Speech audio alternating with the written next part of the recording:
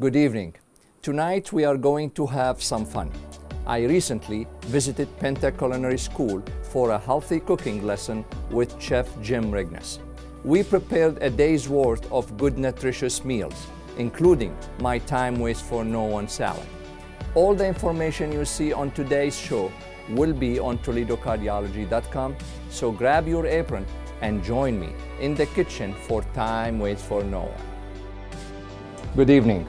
As we discussed in many episodes about healthy diet is the most important element of our life. If you want to live healthy, not having heart disease, not having lung disease, not having cholesterol, blood pressure, all of these elements is so important when you decide what to eat. So today we are going to focus on that lifestyle. We are going to focus on our diet and what we should eat and how to eat it. So we are here and we are having an expert in cooking, Jim Rhegness. Yes. So tell me, what's your title here? My title here is I'm Culinary Arts Instructor for the junior program here at PENTA Career Center. Great. So you are an expert. So if we are going to advise our viewer about the best healthy style, so it comes with breakfast, lunch, dinner, what kind of salads? Because I hear it from many people that, oh, I cook healthy. But in reality, when you ask them about the details of that cooking, they are not cooking healthy. No, they really aren't. It's I think healthy cooking also is a lifestyle. That's right. And it is convenience, and that's what we're going to hit a lot upon today is the convenience factor. I'm going to show some easy ways that people can start to get more healthy. Perfect. So we're going to start with breakfast. Breakfast. This is what I do every week usually. Good. I have to say usually, is I make oatmeal. And what I do is I make it ahead of time for the whole week. Okay. Because that way, you know, if I'm busy, I have a busy morning, I can just put it in the microwave real quick and it's set. Well, everybody always wonders what type of oatmeal to buy. Sure. Here we have steel cut oats, here we have rolled oats, here we have some powdered oats. When you look at the nutritional factor, they're all very similar. It's just how much they've been processed. By processes means how much they've been rolled out. For instance, this is basically the steel cut oat, but rolled out, and that is pulverized. And the only thing you're really minimizing is you're losing a little bit of nutrition, not much, but what you're doing is you're gaining speed and cooking time. To make the oatmeal, it is simple. It is absolutely simple to make. It's a ratio of 2 to 1. 2 parts water. I cook my oatmeal with water. You don't need to use milk. You don't need to use heavy cream. That's where people tend to go astray. And one cup oats. So it's a 2 to 1 ratio. You pour the two together. And then we always hear about all these super fruits. Sure. The cherries, the strawberries, the blueberries, the raspberries. You can buy these frozen organically throughout the year at a local store. And I just put a mess of them in there with it. It's not going to hurt anything. It's going to add a lot of flavor for me.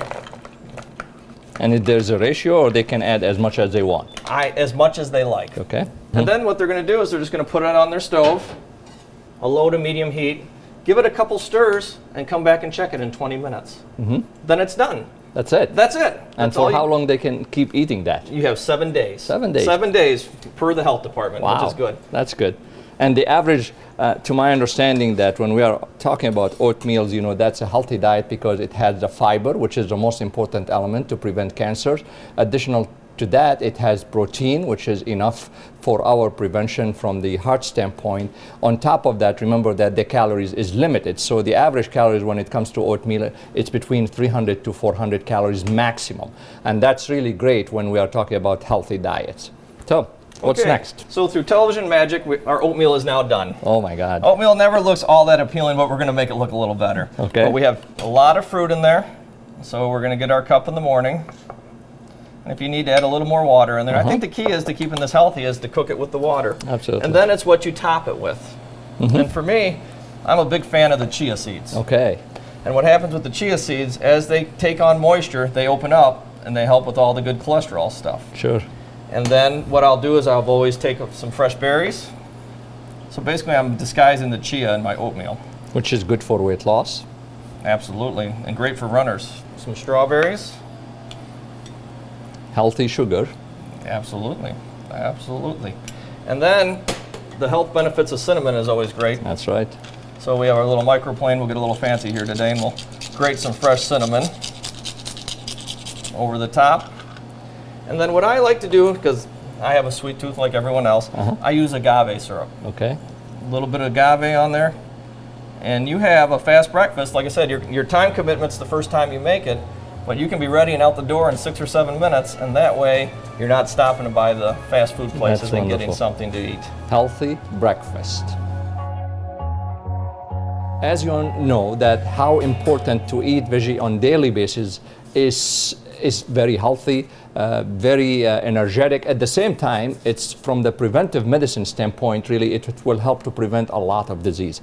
The problem that it's not very appealing most of the time to eat those veggie on daily basis, and especially for the whole week. So Jim is going to help us to identify the best way to prepare these vegetables or how to cut it. Even I think, to my understanding, you are telling me that we don't cut it right most of the time. We don't necessarily cut it right, or we get intimidated. We might see a piece of a vegetable or a fruit and look at it and say, I don't know how to cut it. So I'm going to show you how to do it yourself. Great. So you can get it ready for the week. Again, I'm going to cut all my veggies at the beginning of the week, so when you're making your salads, you can have a lot of diversity in your diet, so you're not eating different the same colors. salad. Absolutely, different colors. So let's start with this. Okay, this is a red pepper, obviously. All my students have washed my produce first. Make sure you're washing your produce. You want to wash it in warm water, warmer than what it is, because vegetables are grown in the ground. Now, peppers are fairly easy to cut. What I'm going to do is I'm just going to start with the side, and I'm going to cut straight down. And then if it gets to where you're not feeling comfortable with it being round, you always put it on the flat side, and that'll hold it steady. Then we're going to cut the bottom end off. And what I've done there is I kept all my seeds and my veins in there, which the veins, they tend to be bitter. So you can scrape those out. And then you stack them always with, I'll call this the flesh side up. It's a lot easier to cut with the knife. And then you can just go right down and make your julienne strips if you're going to make a stir fry or any other type of vegetable dish or on your salads. But if you need to dice them, it'll be easy. Go right here. And this is a great family activity. We need to teach our children to eat well also. And so when you get home from the grocery store, get the whole family together, you all cut it, then you're done for the week. So like I said. At what age you have to start with the kids to teach them? My son, I had him at 3 or 4, I got a juicer. Really? My son is 26 and he doesn't know how to cut this. Well, let's send him on over. We'll teach him. He could come to the program. Then what I would do in a Ziploc baggie or in a small cup, I would store this. And again, during the week, you're all set. Perfect. So that was for that one. What about the avocado? Avocado. The favorite one. The favorite one that a lot of people get hurt with. Yes. Including my wife, but we won't tell that story. All right, the avocado. You want to make sure they're semi-soft. We'll start with it on the board. Yeah. You're going to cut straight in the middle. There's a big pit in the middle. My knife stopped there. So very carefully, I'm going to move the avocado itself in a circle around it. Okay. And the knife goes back down. Then we twist. Wow. And it comes apart real easy. Now the pit, to take it out, you can take your knife and put it right in and you twist it. That's good. Where everyone cuts themselves is they go like this then. I say take it against the side of the board to get it out. Wonderful. And then very simply, you take your knife, and we're going to do a little dice here. Go crossways. And then, usually a smaller spoon works better, but we'll give it a try with this large one. You're just going to take your spoon and go right underneath the bottom, and then the whole thing comes out. And again, this would be more of a daily activity to do, because they'll turn brown over time. It's the opposite of what I usually do. So that's as easy as an avocado gets. That's or good. you can just take it all out of the skin there. So that's telling you how many activities every day we are doing it the wrong way. Or a more difficult way. Or more difficult way. I won't say it's wrong. Yeah. Now, this is our healthiest part of that veggie section. Absolutely. Cauliflower, it's a great one. So what I'll do with that is I'll peel all the leaves off and maybe get a smaller knife. Always use the size of knife for the size of the job. You don't need a big bunch of knives. And so many people have so many knives. Basically, you need 3. We're going to open it up so we can see it. So we can see the inside where the stem is. Wow. You can do that. And then all I'm going to do is I'm going to simply cut down. Same type of principle. Going down the sides. Keeping it flat on the board. And then if you're doing, like for larger portion, you can just break it up like that. Or if you're doing smaller portion, you can go ahead and just cut it a little bit more. Okay. But the key is one hand on the knife, one hand on the product, so you're safe. Wonderful. And after you prepare these products now, I can see that you have a variety of coloring, and you're going to mix it and use it the whole week, I assume. I mean, yeah, I keep them all separate, and what I'll do is when I make my salad, sometimes you're in the mood for different types of foods. I'll just go ahead and go into the cup, or my family, it's always ready, it's in the refrigerator, therefore we can eat a salad with every meal. Now, when you refrigerate these products, I mean, I'm sure there is a specific criteria. I mean, like, what's the temperature you like to keep it? Is it frozen all the way, or? No, we don't want to be frozen all the way. You have what's called the temperature danger zone. Yeah. So basically you want to be below 40, and you don't want to freeze. Okay. 32 to 40. So no freezer. You just put it in the refrigerator, technically with a temperature below 40. Exactly. Wonderful. And Great. then you, some of them like to breathe, some of them don't, but I cover them. And the key is that you label them. You don't want to keep it around too long. You don't want to be looking in there, and we don't want to waste money on vegetables. So what we'll do is we'll just put a lid on it, or a sticker on the side, and put the date that we made it. Ziploc bags work great. They go right in the veggie drawer, and then you'll find that you even snack more with them. Wonderful. Thank you. Thank you very much.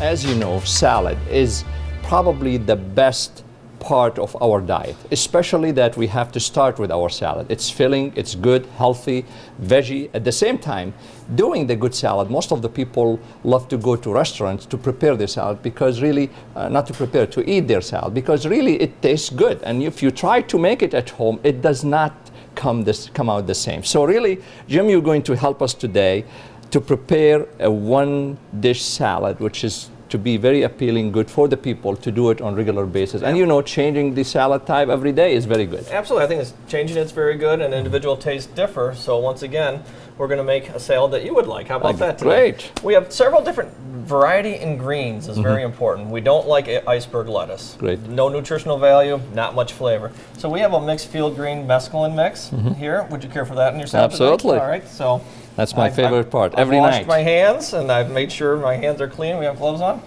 And then you always hear about the superpower kale. Yes. There's a little bit of kale in there, a little bit of a bitter taste, but different tastes, different textures. And then we had from earlier today, all of our different ingredients. Any of your favorites, sir? Absolutely. How about tomato, cucumber? And that way you can make what you feel, and that's important. And you want to have different taste, different texture. You said cucumber, correct? Yeah. So we can put some cucumber on there. Red pepper. Red pepper, and you can do lots of things. You could roast your red pepper if you wanted to make it a little different. And then I'm going to have you try a few things here in a few minutes absolutely. Also. And then another thing I like to do is a little bit of protein. I'll add a hard-boiled egg. And so we'll put a little egg on there. And you could hard-boil 4 or 5 eggs, again, on one day. Keep them in the refrigerator. You have a nice snack. Sure. And then some nuts are always good. Yep. Love pine nuts. Care for pine nuts? Absolutely. And if you wanted to stop there, you could do that, or you can continue on. Keep adding whatever you want. Beans, Absolutely. any different types of proteins. Now I have some interesting stuff for you. What we have here is micro carrots and micro celery. So this little, it's hard to see, this has a big celery wallop for you. Okay. It'll taste like celery, so we'll add some pretty garnish on there. And the same with these. These are called micro carrots. So we'll put some of that. These are a lot of fun also.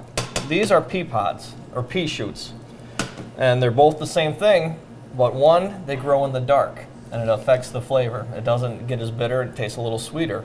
So we have some pea pods here that we had a local farm, and people should always go local as much as they absolutely can. And where they can get these if they want? This came from the Chef's Garden. Okay. And you can order those through them. Put some pea pods on there. Maybe a couple that love the dark.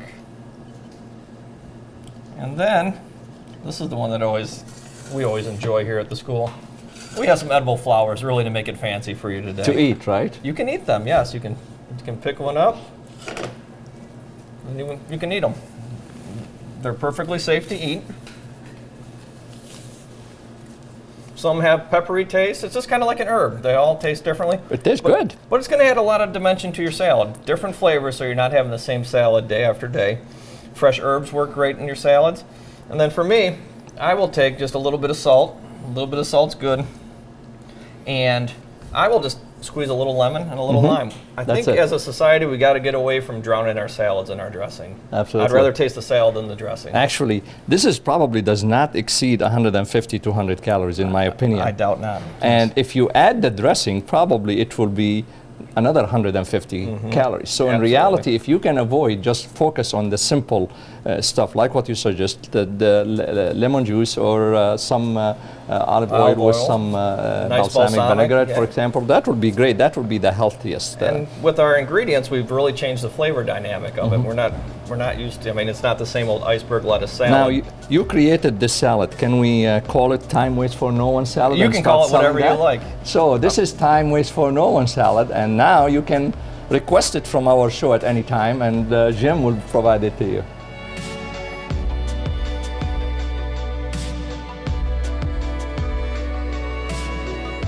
One of the other elements in our eating habits is to eat soup. The reason, as you remember, we always promote the idea of drinking fluid, because fluid, it's going to fill your stomach and make your appetite probably suppressed somewhat. So for that reason, soup is one of the important elements in our daily diet if we can. And Jim today is going to give us some tips about the best way to prepare some of the soups which he is expert with. Yes, I'm going to show you a simple soup today. And what we've done is we have some alternative sources of protein. You hear of meatless Mondays and stuff like that. Yes. I think it's good for all families to do that one day of the week. It doesn't have to be Monday. So we have some quinoa there, we have some couscous, we have some black beans and some wild rice. And as everything else, we cook that ahead of time a lot in our family. We have a busy family. And what's happened now is we have all these vegetables from our salad, and we have some left over, and we don't want to waste. Yes. So there's no real exact recipe to this soup, but it makes it real easy. We have two different types of oil. I have olive oil and I have avocado oil. For soups and sautés, I like the avocado oil better because it has a higher smoking point. It doesn't break down as quick, so I can cook things faster, a little hotter, and we won't get into the carcinogenic effect of it. So I'll use some avocado oil for this. And that's available in all of the markets, I assume? Yes, it is, absolutely, especially the larger warehouse stores. I'm going to put a little bit in the bottom, and then I just have some shallots, or if you had some onion left over, I'm going to put them in. And you can hear the pans talking to me. I teach the students to cook with their ears and their eyes as well as not following a recipe. So we're going to cook those and sweat those onions. We're sweating them. We're going to cook them till they're translucent. So for the sake of television, we're going to say they're translucent. Then we're going to add our garlic. Okay. A lot of people like to add the garlic first. I don't like to do that because once we smell the garlic, it's done its job.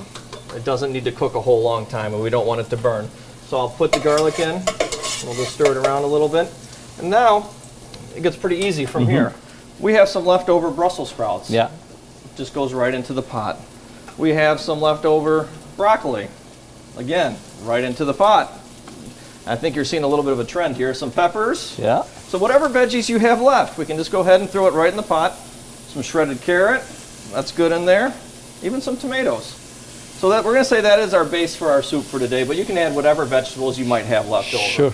And then I like to add a little bit of spice. Capsicum's good for us. So I have some smoked poblano peppers. I like to add just one of those. We just put that right on in. And if you are going to work for the day, this is a great crock pot soup. Wow. Just put it on low and go. Then we have some pea pods left over. Those can go in as well. And then, what is your grain of choice for the soup today? The quinoa, the wild rice, or the couscous, or a little bit of black? Couscous.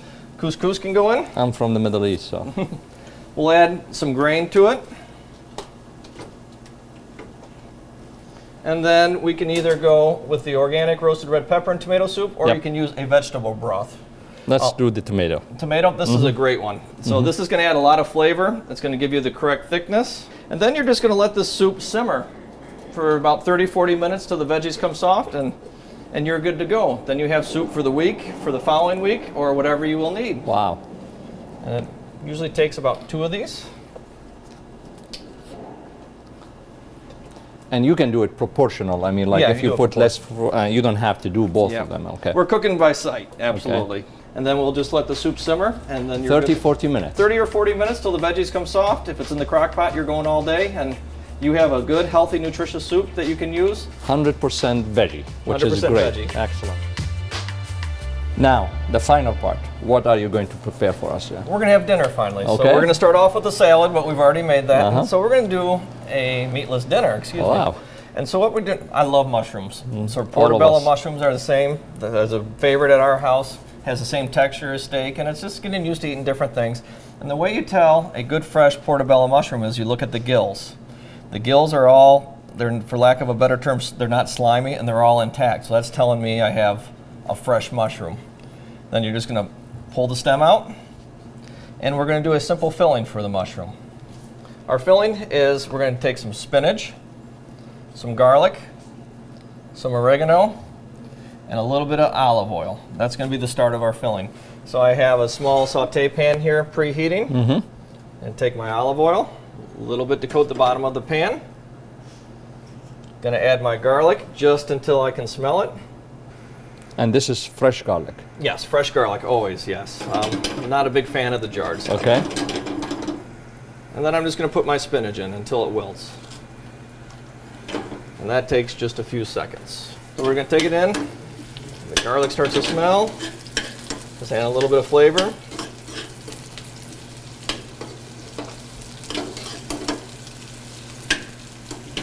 And that's about it. Wow, just a few seconds. Just a few seconds. Simple, fast, easy meals. And then I'm going to pour it right in the bowl. You can smell that olive oil and that garlic. It smells delicious.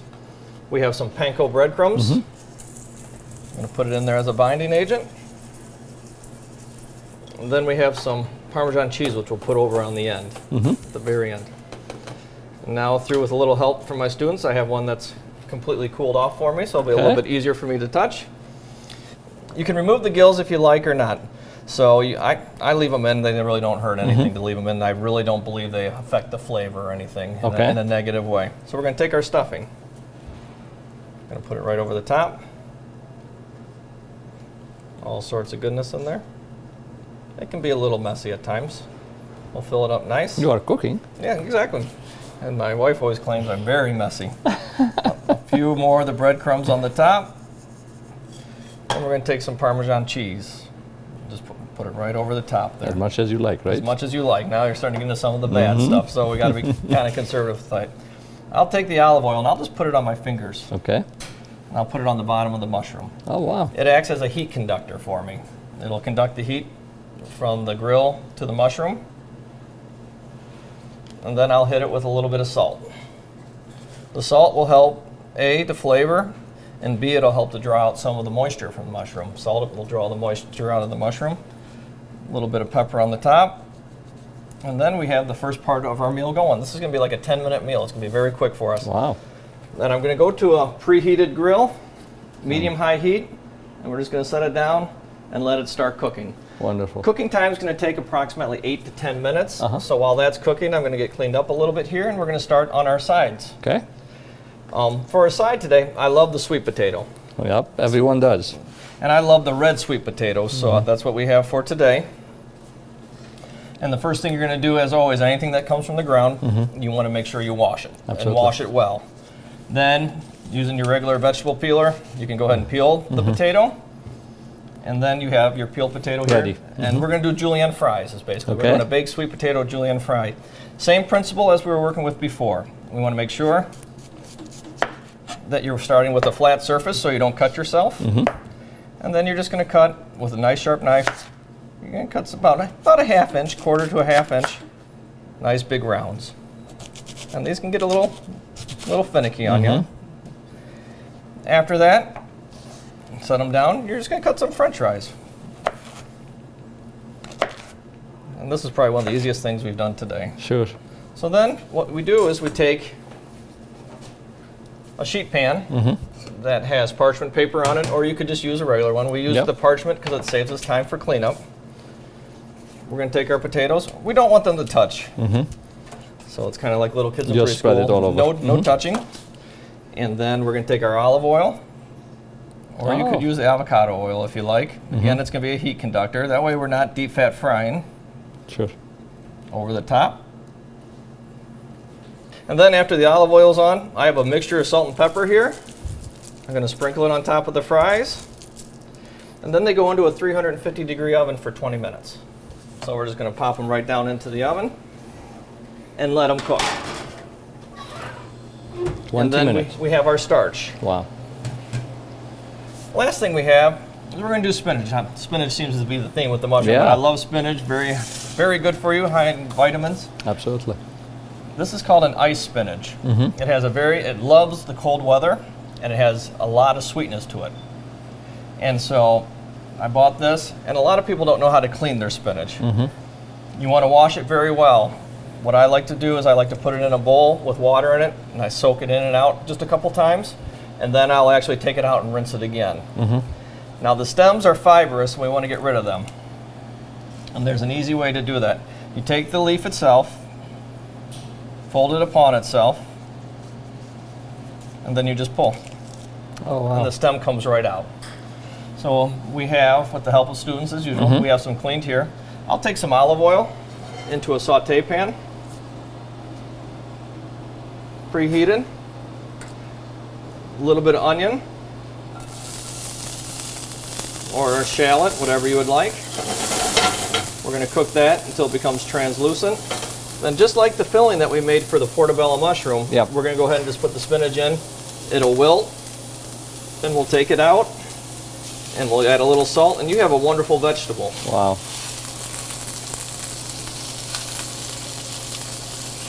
So that goes in, and it's amazing how much it cooks down. It concentrates the flavor a lot. Great stuff. And then that is your vegetable.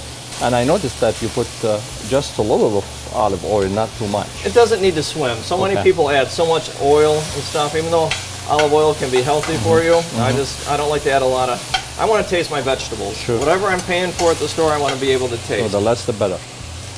So what I do there is I have my vegetables all done, and then in a few minutes we'll have our plate and be ready to serve. Wonderful. All right, and then now we have it. We have a healthy, nutritious meal that we prepared in 20 minutes. Wonderful. Thank you, Jim. Really, it's wonderful to have this kind of preparation. It's fast, healthy, and economical, because really it didn't cost us that much, really. Not much at all, no. Wonderful. Thank you so much. Thank you for coming out to PENTA. Thank you.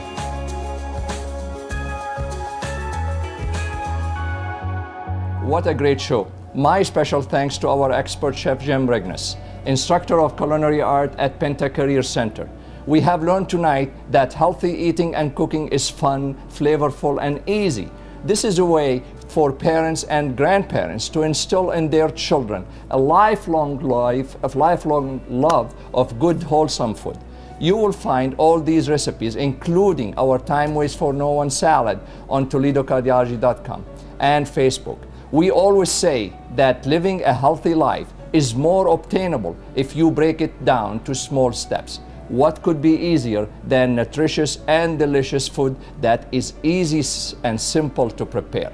Promise me that you will try some of these recipes this week. Joining me are some of Chef Jim students, and all of us wants you to join the healthy eating movement, because remember, time waits for no one.